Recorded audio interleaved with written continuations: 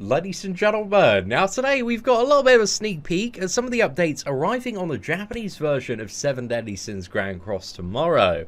Now, if the ESCANOR fanfiction wasn't already graphic enough, we have this absolute beast mode, new final boss version, the daddy of daddies ESCANOR, man. He just looks crazy. I love this look. This is just so badass. A lot of the final bosses look absolutely amazing, and this is certainly no exception. But I'm very interested to see like what the fight looks like and what it revolves around. Like ESCANOR is kind of known for hitting really hard. So yeah, I'm just curious to see like you know, what this boss fight is going to entail, and also like if he has anything with him as well. But yeah, very interested to see this one, man. But also on top of that, they are finally adding in the playable boss version of LILLIA. So on global at the moment, we all know that big serpent LILLIA boss, who is you know, very fine looking, man. It is just top tier waifu material right there. But she's being added in as the red version of LILLIA. So she's gonna have the snake with her, and it looks like she has this ability. Again, I've roughly translated this using Google Translate. So again, I may be just a little bit off on the translation, but it looks like her first skill, I believe, is a new card that deals single target damage, but then heals all allies for a percentage of that damage dealt. So at the gold, it's 400% attack as damage, and then heals for 40% of the damage dealt on all allies. But again, I might be a little bit off. Again, just very early translation. Her second card appears to be the same AoE ult drain that the blue version of LILLIA has. So again, a very useful card there. And also ultimate removes all buffs from enemies and inflicts AoE damage. I believe it's 350 on the base. But yeah, this is a very interesting ultimate ability, especially for getting around like gold rush teams and certain buff comps in the future. I think for the what is it? The new Festival King, his Abyss damage is based off a buff that he has on himself. So removing that at the right time might be beneficial. But again, he still gets like the damage off his ult on a tick. So I'm not really too sure that's going to be necessarily a counter to the new King.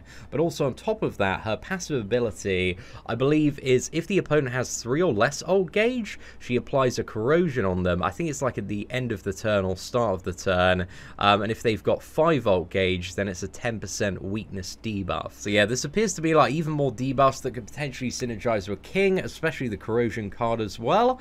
So yeah, she looks pretty interesting, man. I think she's got a fair bit of potential. But again, it's very hard to tell and value characters until they're actually in the PvP meta. But she doesn't seem like a dud on paper, at least from my early translations there, which again, may be slightly incorrect. And then we have Mono. And this Mono, it doesn't look like she's really going to be usable in PvP, because her passive excludes PvP, but it looks like she deals 30% more damage to a target for every single ult gauge that they have, so up to 150%. But again, apparently you can't use this in PvP. It says excludes PvP. So yeah, that's just a little bit rubbish there. She also has the card that hits everybody like Titan Eren does, and also locks out ult gauge. I forgot what this one does. It's 400% damage. I feel like it was something really underwhelming as well. And then she also has what is it? Red Mono's ultimate attack, so you got a fair chunk of damage and also a very strong bleed as well. But yeah, maybe this one's going to be more geared toward the final boss for the release, and maybe a good counter to certain stuff that's going on there with like the ult lock. But yeah, I'm not too sure, man.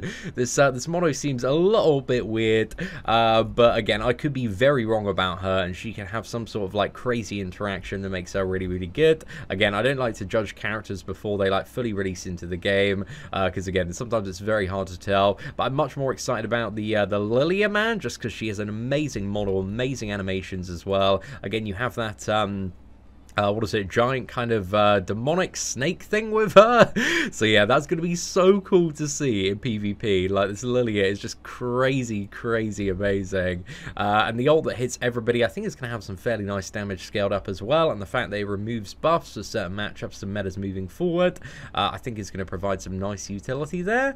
But yeah, aside from that, there's just some additional bonus stuff. I think we get Season 4 of Tower of Challenge. I think there's a new Boltra's Trial 6 event added, so I'm not too sure exactly what that is all about there. I think some of the The diamond offers as well are being upgraded. There's a new interface for Super Awakening. So if you don't want to upgrade a character without looking at all the benefits you're going to get, you can now go through and see all of the additional stats that you'll get. So it kind of makes it easier to see the full value of 4-star Super Awakening a character. So yeah, this is going to be really, really nice for planning out stuff. And I imagine when Super Awakening does arrive on Global, we're going to immediately start with this... what is it? Nice little quality of life update there.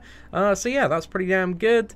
And what else do we have? I think there's been a change to Princess Elizabeth. Is that Blue Elizabeth there?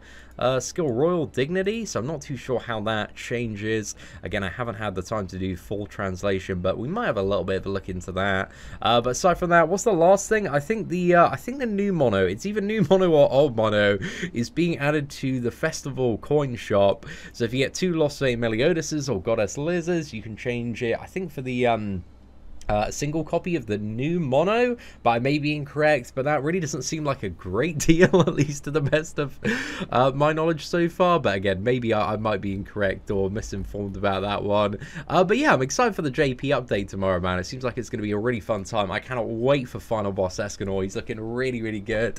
And new LILLIA should be really fun to play around with in PvP as well, especially alongside King and also Demon Hendrickson.